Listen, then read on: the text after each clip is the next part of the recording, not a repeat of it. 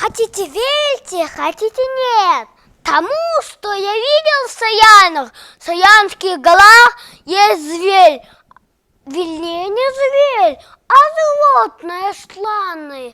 Зовут его Хенк, с конским хвостом он и гривой кудлатый. Но это не конь, потому что как бык, он крупный, тяжелый, рогатый, могучий, поэтому я и не знаю, ну как, вернее, его назвать. Отцом его был богатырь, горный Як. Коровой была его мать, пасется Хенк, даже самый сильный мороз.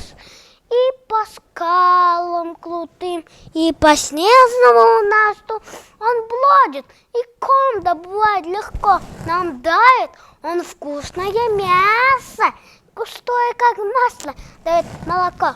Хочешь верь, хочешь не верь, о Хенеке голном чуде. А знаешь, зовут Хенека теперь саянским сокровищем люди.